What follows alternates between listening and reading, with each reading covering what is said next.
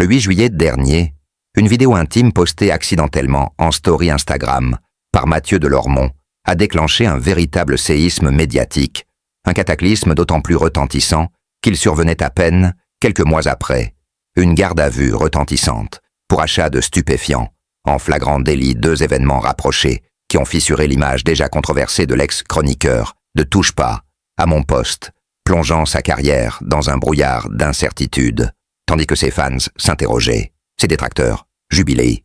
Certains voyaient déjà sa fin médiatique, actés d'autres soupçonnaient un coup monté, un sabotage interne, ou même une stratégie de victimisation savamment orchestrée. Mais une question brûlait toutes les lèvres. Mathieu Delormeau allait-il revenir? Et si oui, dans quelles conditions? Ce qui semblait inenvisageable est aujourd'hui confirmé contre toute attente. Il revient, et pas de n'importe quelle manière, puisque son retour s'annonce comme l'un des plus risqués et explosifs de l'année, recruté en secret par Cyril Hanouna pour sa nouvelle émission sur W9 intitulée « Tout beau, tout neuf ». Mathieu réapparaît dans un casting survolté aux côtés de figures médiatiques aussi tranchées que Gilles Verdès, Raymond Abou, Valérie Benaïm ou encore Polska. Mais derrière les projecteurs, l'ambiance serait déjà électrique. Plusieurs chroniqueurs auraient menacé de quitter le plateau s'ils venaient à poser le pied dans les studios, des tensions si fortes que la production aurait anticipé une séquence de rédemption en direct, un moment télévisuel aussi sincère que scénarisé, durant lequel Mathieu Delormeau devrait livrer un discours poignant. Il aurait confié à la production, vouloir dire devant les caméras « J'ai pas été bien, j'ai vrillé, mais aujourd'hui tout va bien. Je suis revenu ici pour me reconstruire. Je suis bien avec vous. » Une déclaration écrite, mot à mot, pour toucher le cœur du public et désamorcer la bombe médiatique, selon une source interne. Cette opération, mea culpa, est pensée comme un électrochoc pour redonner une humanité au personnage, pour effacer l'image sulfureuse et rappeler que derrière les scandales, il y a un homme brisé qui tente de se relever. Mais le pari était risqué, car la mémoire du public est tenace et les réseaux sociaux impitoyables. Certains internautes ont d'ores et déjà ressorti les captures d'écran de la vidéo intime, d'autres ravivent les souvenirs de sa garde à vue, en l'associant à une culture de la débauche dont ils accusent les figures médiatiques d'aujourd'hui dans les couloirs de la chaîne. On murmure même que ce retour aurait pu être annulé à la dernière minute, tant les pressions étaient fortes, entre appels à la censure, menaces de boycott et rupture de contrat. Envisagée par certains chroniqueurs, la direction de W9 aurait hésité jusqu'au bout. Mais Hanouna aurait imposé son choix, persuadé que les polémiques font l'audience et que l'histoire de la chute et de la rédemption fascine toujours plus que la perfection insipide. Reste maintenant à savoir si Mathieu Delormeau fera son entrée dès le premier épisode ou s'il sera gardé comme une carte secrète, un effet de surprise pour frapper fort dans les premières semaines. Une chose est sûre, son retour ne laissera personne indifférent et risque bien de provoquer un nouveau tremblement dans le paysage audiovisuel français. Et ce que personne n'avait vu venir, c'est cette séquence d'essais tournée en secret à huis clos dans les studios DH2O, bien avant l'annonce officielle. Un test caméra censé mesurer l'impact émotionnel du retour de Mathieu Delormeau face à un public réduit, trié sur le volet.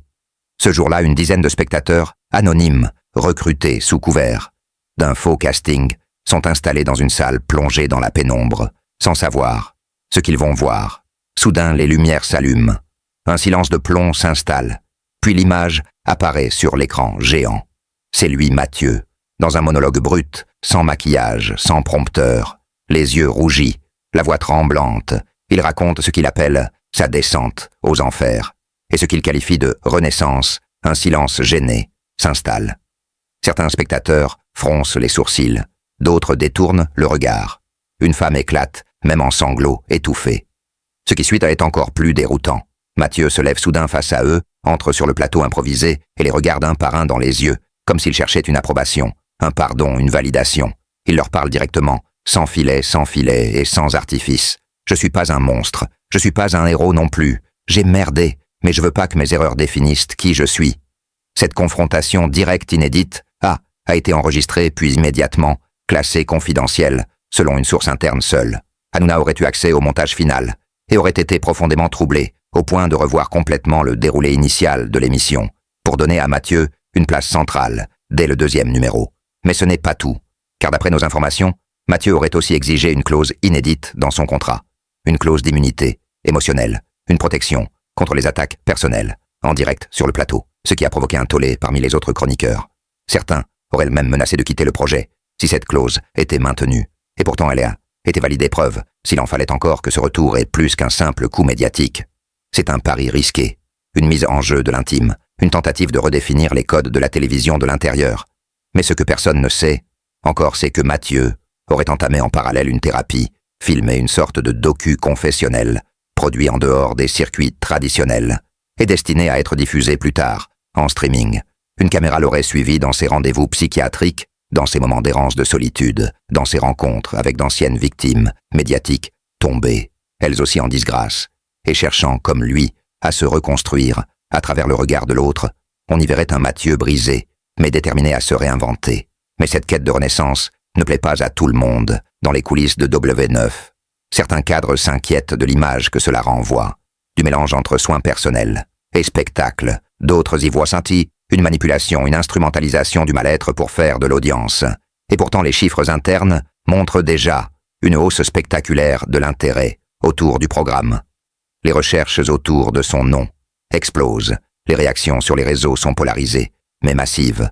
Preuve que le retour de Mathieu est en train de créer un choc culturel, un miroir tendu à une société fascinée par la chute et avide de rédemption. Et alors que les équipes peaufinent les derniers réglages, un élément inattendu surgit. Une fuite, une vidéo amateur, circule montrant une répétition houleuse entre Mathieu et un autre chroniqueur. Les mots échangés sont d'une rare violence. « Tu crois que tu peux tout laver avec des larmes ?» lui hurle-t-on. Mathieu reste figé, puis quitte le plateau en claquant la porte. La vidéo est supprimée quelques minutes après sa diffusion. Mais le mal est fait, la tension est palpable. Et pendant que les projecteurs s'apprêtent à s'allumer et que chaque regard sera braqué sur le plateau, une seule certitude demeure, l'histoire de Mathieu de Lormont n'en est qu'à son commencement.